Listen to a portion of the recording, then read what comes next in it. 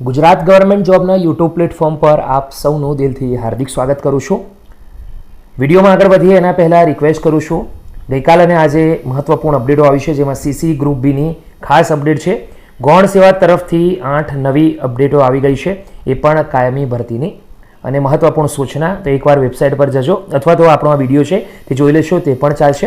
GPSC તરફથી પણ 6 નવી નોટિફિકેશન આવી છે મહત્વપૂર્ણ. બીએમસી ભાવનગર મહાનગરપાલિકા તરફથી 11 જુલાઈથી ઓજસ વેબસાઇટ પર નવી ભરતી ચાલુ થશે ફોર્મ ભરવાનું, તો એ પણ તમે ચેક કરી શકો છો કે આ ભરતીઓ કઈ છે, તમારે લાયક છે કે નહીં.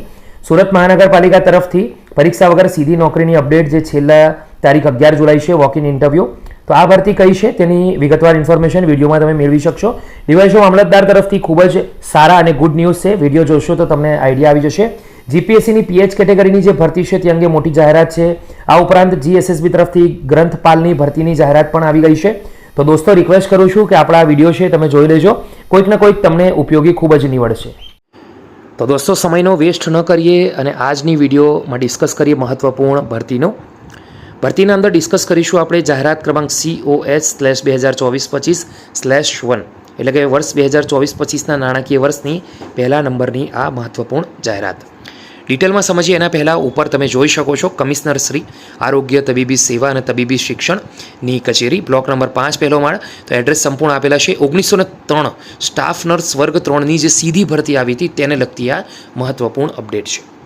વધુ વાત કરીએ તો અહીંયા જે અનુક્રમાંક છે તે અનુસંધાને 9 ફેબ્રુઆરી 2025ના રોજ લેવાયેલ સ્પર્ધાત્મક પરીક્ષામાં ઉત્તીર્ણ થયેલ અને કામચલાઉ પસંદગી યાદીમાં સમાવિષ્ટ થયેલ ઉમેદવારોના શૈક્ષણિક લાયકાતના ઓરિજિનલ ડોક્યુમેન્ટની ચકાસણી કર્યા બાદ આખરી મેરિટ યાદી પ્રસિદ્ધ કરવામાં આવેલ છે.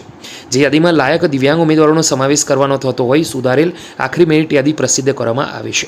દિવ્યાંગ ઉમેદવારોની મેડિકલ બોર્ડમાં ખરાઈ કર્યા બાદ અને નામ કોર્ટ ઓફ કમિશનર દિવ્યાંગ વ્યક્તિઓ માટેના હુકમ મુજબ સ્ટાફ નર્સની ભરતી માટેની પ્રસિદ્ધ કરવામાં આવેલ જાહેરાત મુજબની કાયમી દિવ્યાંગતા તેમજ સ્ટાફ નર્સની કામગીરી કરવા માટેની સક્ષમતા ધરાવતા હોય તેઓના નામનો સમાવેશ આખરી મેરિટ યાદીમાં કરવામાં આવે છે. દિવ્યાંગ ઉમેદવારોના નામનો સમાવેશ કરવાના કારણે જે ઉમેદવારોના નામ આખરી મેરિટ યાદીમાંથી બાકાત રાખવામાં આવે છે તેઓના નામનો સમાવેશ પ્રતીક્ષા યાદી એટલે કે વેઇટિંગ લિસ્ટમાં કરવામાં આવશે. જે ઉમેદવારોના જાતિના પ્રમાણપત્રોની ખરાઈ થઈ આવેલ નથી તેઓને સ્થળ પસંદગી કે નિમણૂક આદેશ આપવામાં આવશે નહીં. તેઓના જાતિ અંગેના પ્રમાણપત્રોની ખરાઈ થઈ આવ્યેથી સ્થળ પસંદગી તેમજ નિમણૂક આપવામાં આવશે. આખરી મેરિટ યાદીમાં સમાવિષ્ટ ઉમેદવારોને નીચે મુજબ દર્શાવેલ તારીખે, સ્થળે અને સમય સ્થળે પસંદગી માટે રૂબરૂમાં જવાનું રહેશે. દોસ્તો, અહીંયા સંપૂર્ણ લિસ્ટ આપવામાં આવ્યું છે. 11 તારીખથી આની શરૂઆત થઈ ગઈ છે, એટલે કે આજથી તો 12 તારીખ 13 તારીખ એમ સંપૂર્ણ જે લિસ્ટ છે તે આપવામાં આવી ગયું છે.